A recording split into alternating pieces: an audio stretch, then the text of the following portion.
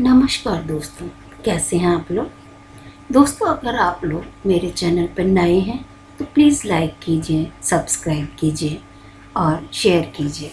अपने दोस्तों और रिश्तेदारों के साथ शेयर कीजिए। दोस्तों, आज की कहानी है अंतिम बार। रात के करीब 12 बज रहे थे।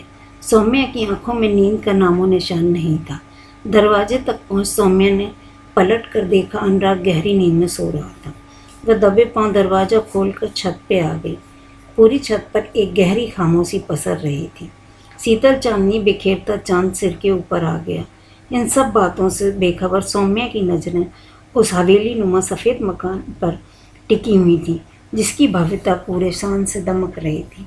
ठीक आज से 5 साल पहले की तरह समय तो जैसे छूकर निकल गया था।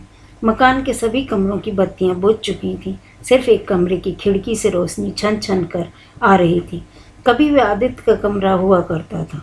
शायद अभी भी वह आदित्य का कमरा हो, यानी देर रात तक पढ़ने की उसकी आदत गई नहीं थी।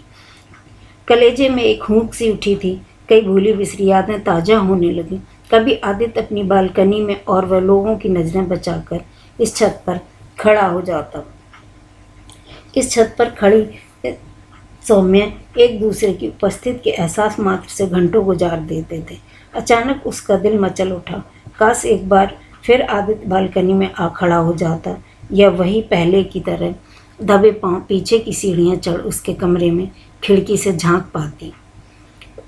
वह क्या कर रहा है, किताबों में डूबा होगा या फिर पत्नी के आगोश में। इतनी ही सोच ने उसे चौंका दिया। अब तक उसने भी तो शादी कर ली होगी। अब वह कमरा उसके अकेले का होगा नहीं। एक अनजानी ठंडी लहर उसके शरीर में दौड़ गई। तभी अंतरात्मा ने उसे धिक्कारा। कौन लगता है अब आदित्य तुम्हारा, जो उसके बारे में सोचे जा रही हो। फिर भी वह छत पर खड़ी रही। उसके पैर जैसे मन भर के हो गए हों। चाहकर भी उस मकान के सम्मोहन से अपने को मुक्त नहीं कर पा रही थी। पूरे 5 वर्ष गुजर जाने के बाद भी उसकी आत्मा उस मकान में कहीं अटकी पड़ी थी। जितना अपने मन को समेटने की कोशिश कर रही थी, उतना किरचे उसके दिल से टूट टूट कर बिखर रही थी। दूर थी तो दर्द का एहसास भी कम था। समय की कमी और जगह की दूरी आदित्य के साथ उसके संबंधों में बेगानापन भरने लगी थी। पर अचानक ये नज़दीकियाँ बरसों के उसके संयम को तोड़ने लगी थी। वह जानने के लिए मुड़ी ही थी कि मालती की बेल से उठते चिरपरिचित सुगंध के झोंके ने उसके पैर फिर से रोक दिए। ये सुगंध उसके आदित्य के घर से उठ रही थी, जो कभी उसके रोम रोम में बसी थी, जो इस दुनिया में उसका सबसे अपना था, जिसके साथ उसने कॉलेज कैंपस में कॉटन के झुरमुटों के नीचे बैठे भविष्य के ना जाने कितने सपने बुने थे, साथ जीने मरने की कस्में खाई थी। तब न उन्हें समाज की वर्जनाओं की चिंता थी, न ही घर वालों की नाराज़गी की। पर जल्द ही उन्हें एहसास हो गया कि उनकी सोच चाहे जो हो, समाज और परिवार स्वीकृत के बिना उनका घोंसला उनके और प्यार की निशानियों को एक साथ सुरक्षित और सम्मानित जिंदगी जीने में असमर्थ रहेगा। साथ ही नानी दादी जैसे रिश्तों से वे अपने बच्चों को कैसे हमेशा के लिए महरूम कर सकते हैं। ऐसे ही सवालों ने उन्हें सत्य के लिए ठोस धरातल पर लाकर खड़ा कर दिया था। फिर अपने सुख के लिए अपने जन्मदाता के प्यार और विश्वास को नहीं छल सकते। यह सत्य था कि वे दोनों भी एक दूसरे के बिना जी नहीं सकते थे, पर समाज और परिवार की मोहर के बिना उनका रिश्ता बेमानी था। उन दोनों अपने रिश्तों को सामाजिक और पारिवारिक मान्यता दिलवाने के लिए पहल की।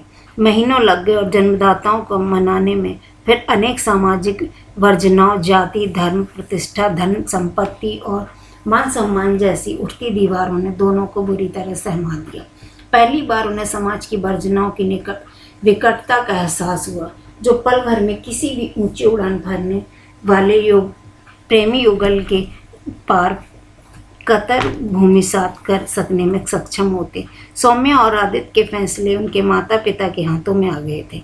दोनों परिवार अपने अपने बच्चों की भावनाओं का ख्याल कर इस शादी के लिए तैयार तो हो गए, पर दिल से नहीं। मध्यम वर्गीय परिवार की कायस्थ लड़की आदित्य के परिवार के लिए दिल से मान्य नहीं थी। वही सौम्या के माता पिता के लिए भी ब्राह्मण होने का अभिमान सौम्या के पिता की हैसियत उनके सामने कम पड़ने लगी थी।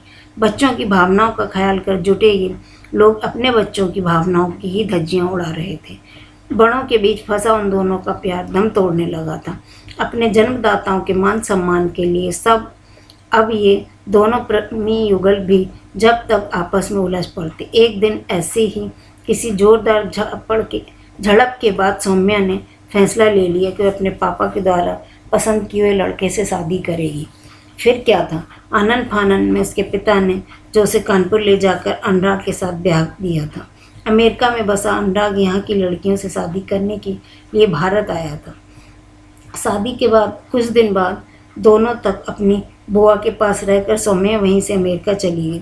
जोश, गुस्सा और अपने परिजनों के अपमान का बदला लेने के लिए अनुराग के साथ शादी कर 7 समुद्र पार जरूर जाकर बसी थी। अपने देश से दूर नया परिवेश, नई साथी और नया घर सबको चाहकर भी अपना नहीं पा रही थी। वह लाख कोशिश करती पर बार बार उसका दिल कहीं किसी ठौर नहीं पाता। पवित्र अग्नि के फेरे ने एक संबंध जरूर जोड़ दिया था, लेकिन पति पत्नी वाली गर्माहट नहीं भर पाया था। उसे लगता था उसका अपना कोई अस्तित्व ही नहीं है। अपने ही फैसले ने उसे कटघरे में लाकर खड़ा किया था। कभी कभी हवा की सरसराहट से भी चौंक कर उठ बैठती। उसे लगता था हवा अस्फुट स्वर में कुछ फुसफुसा रही है। मन घबरा उठता, जाने आदित पर क्या गुजर रही होगी। रात में जब भी उसकी नींद खुलती उसे लगता अनुराग और उसके बीच का फासला पहले ही दिन की तरह बरकरार है। फिर जन्म हुआ शुभम का। उस वीरान हिस्से में एक सेतु सा बन गया। सोनाली के जन्म के बाद वह सेतु थोड़ा मजबूत हो गया। व्यस्तता बढ़ती गई, बच्चे स्कूल जाने लगे। उसने अपने लिए ही काम ढूंढ लिया। अतीत धुंधलाने लगा, वर्तमान जीवन का हिस्सा बनने लगे। बच्चों को उसकी ज़िंदगी की गति दे अनुराग उसके साथ रिश्ते में मजबूती ला दी थी। फिर भी अनुराग के साथ बने रिश्तों का सही अर्थ, सही अंजाम नहीं मिल पा रहा था। इतना सब कुछ हो जाने के बावजूद वह आज भी सुख दुख सबसे पहले अपने मन आंगन में आदित्य के साथ ही बांटती। देखते देखते 5 साल गुजर गए। भारत वापस आने की उसकी चाहत ही समाप्त हो गई थी। वह तो अनुराग के मामा जी के पंचतत्व विलीन होने की सूचना मिली तो अनुराग के साथ उसे भी आना पड़ा। बचपन में ही अपने माता पिता को खो चुके अनुराग उसको उसके मामा जी ने ही पाल पोस कर बड़ा किया था, इसलिए उनका मोह बंधन उसे भारत खींच लाया।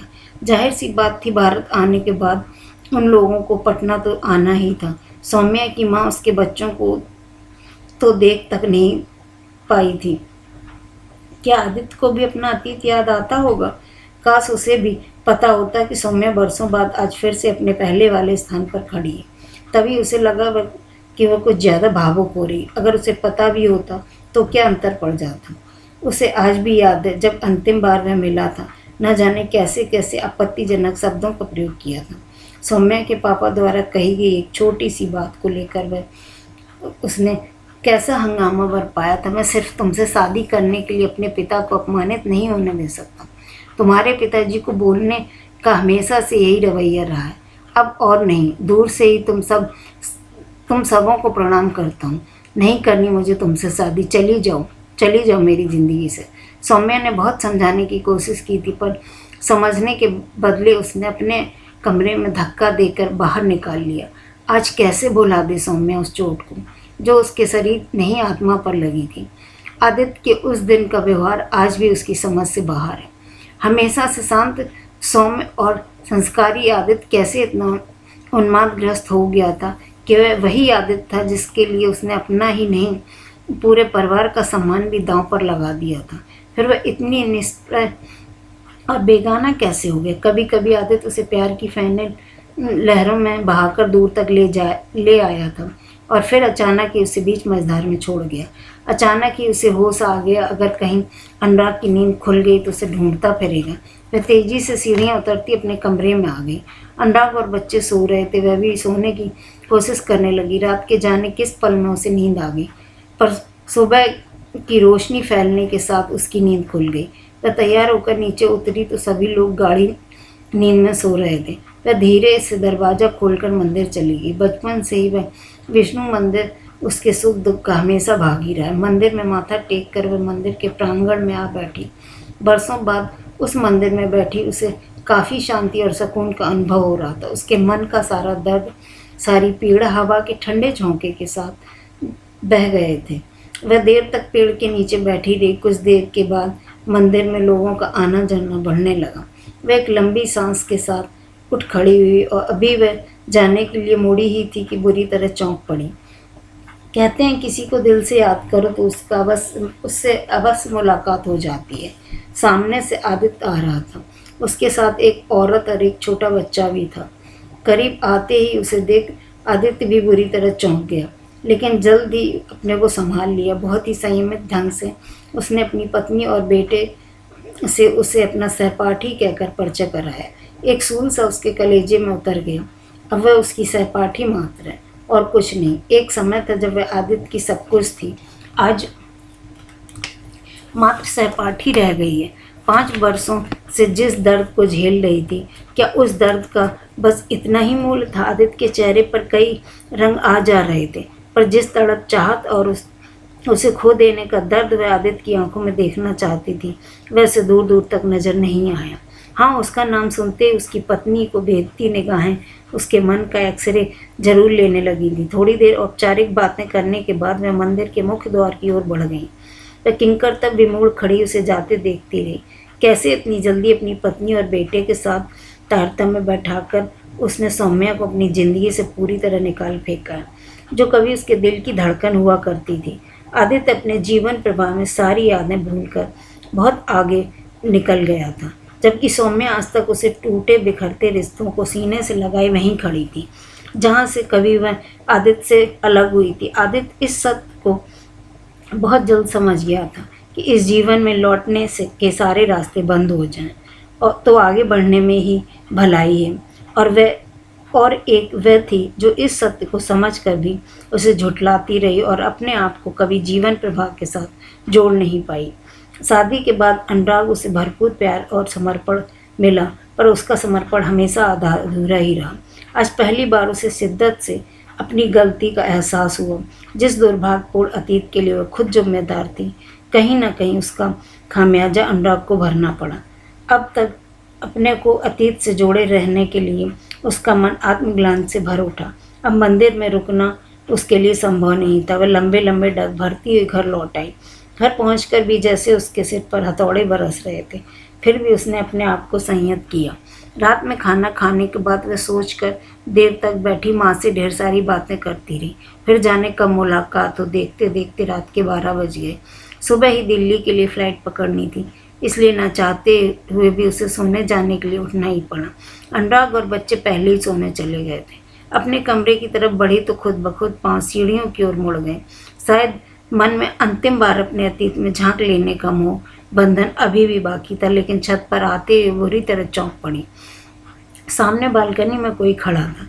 पीछे खुले दरवाजे से आती धीमी रोशनी में ध्यान से देखने पर उसे स्पष्ट दिखने लगा कि वह आदित्य खड़ा था, जैसे उसी इंतजार पर रहा हो। तो क्या आदित्य को पूरा विश्वास था सौम्या जरूर आएगी? शायद प्यार के तूफान का कोई एहसास अभी भी उसके अंदर बाकी था। मंदिर में सौम्या ने उसके अंदर जिस मरुस्थल का अनुभव किया था वह पूर्ण सत्य नहीं था। उसके प्यार का एक सोता उसके दिल में अभी भी कहीं दबा पड़ा था। उस अंधेरी रात में भी दोनों ने एक दूसरे की उपस्थिति का महसूस किया, पर अपने अनंत प्यार को जैसे एक पल के लिए पा लिया हो। दूसरे ही दिन पल एक दूसरे को हमेशा के लिए अलविदा कह दिया। सौम्या एक अंतिम बार भरपूर निगाहों से उसे देख सीढ़ियाँ उतरती अपने कमरे में आ गई। फिर प्लेन में बैठने तक उसने पलट कर उसे सफ़ेद मकान को देखने की कोशिश नहीं की।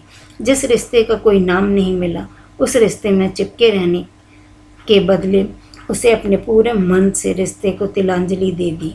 अब वह अपने जीवन की सार्थकता को उसके पीछे मुड़ने में नहीं, बल्कि विधाता द्वारा रिश्ते के साथ ईमानदारी से आगे बढ़ने में ही थी।